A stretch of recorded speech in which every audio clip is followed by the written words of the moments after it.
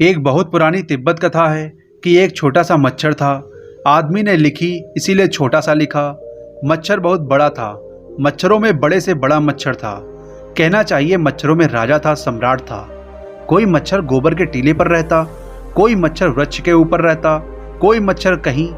राजा कहाँ रहे, बड़ी चिंता मच्छरों में फैली।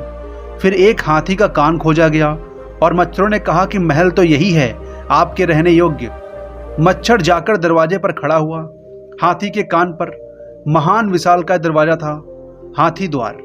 मच्छर ने दरवाजे पर खड़े होकर कहा कि सुन ए हाथी, मैं मच्छरों का राजा फला फला मेरा नाम है। आज से तुझ पर कृपा करता हूँ और तेरे कान को अपना निवास स्थान बनाता हूँ। जैसा कि रिवाज था, मच्छर ने 3 बार घोषणा की, क्योंकि यह उचित नहीं था कि किसी के भीतर निवास बनाया जाए और खबर ना की जाए। हाथी खड़ा सुनता रहा। मच्छर ने सोचा ठीक है, मौन सम्मति लक्षणम, वह सम्मति देता है, मौन है। फिर मच्छर वर्षों तक रहता था, आता था जाता था। उसके बच्चे, संतति और बड़ा विस्तार हुआ।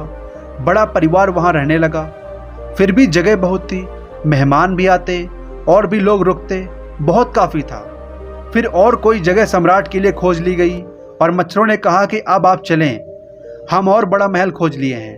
तो मच्छर ने फिर दरवाजे पर खड़े होकर कहा कि ए हाथी सुन, अब मच्छरों का सम्राट फला फला मेरा नाम है, अब मैं जा रहा हूँ। हमने तुझ पर कृपा की, तेरे कान को महल बनाया। कोई आवाज़ ना आई। मच्छर ने सोचा क्या अब भी मौन को सम्मति का लक्षण मानना पड़ेगा। अब भी यह जरा दुखद मालूम पड़ा कि ठीक है जाओ, कुछ मतलब नहीं।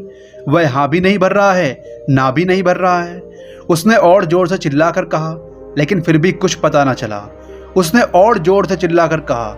हाथी को धीमी सी आवाज़ सुनाई पड़ी कि कुछ।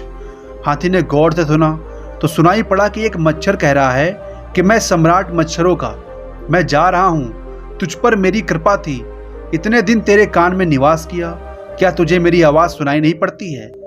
हाथी ने कहा महान भाव, आप कब आए मुझे पता नहीं, आप कितने दिन से रह रहे हैं मुझे पता नहीं।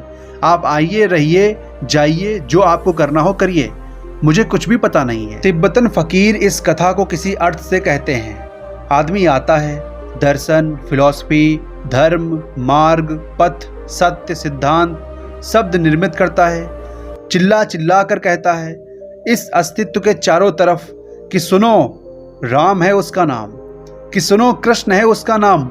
आकाश चुप है, उस अनंत को कहीं कोई खबर नहीं मिलती। ना हम आते हैं तब उसे पता चलता है कि हमने बैंड बाजे बजाकर घोषणा कर दी कि मेरा जन्म हो रहा है।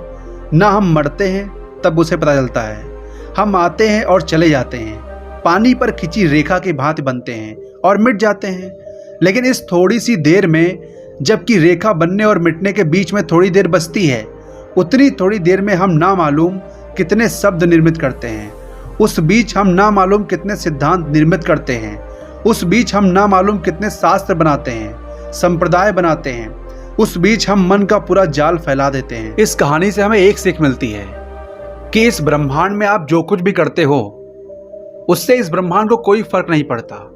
आप भगवान को मानते हो, आप भगवान को निर्मित करते हो, कोई भगवान को नहीं मानता है, कोई भगवान को मानता है। कोई अच्छाई का पालन करता है, कोई बुराई का पालन करता है। कोई महल बनाता है, कोई झोपड़ी में रहता है। कोई मंदिर जाता है, कोई मस्जिद जाता है, कोई चर्च जाता है, कोई कहीं भी जाता है, कुछ भी करता है। इससे ब्रह्मांड को कोई फर्क नहीं पड़ता। आपको लगता होगा कोई भगवान है, वो आपकी सुन रहा होगा। बिल्कुल भी ऐसा नहीं है, ये सब बकवास है। कोई आपको नहीं सुन रहा। इस अस्तित्व को कोई फर्क नहीं पड़ता आप कितने अमीर हैं, आप कितनी बार मंदिर जाते हैं। मंदिर आप ही ने निर्मित किए हैं। उस ब्रह्मांड को कोई फर्क नहीं पड़ता।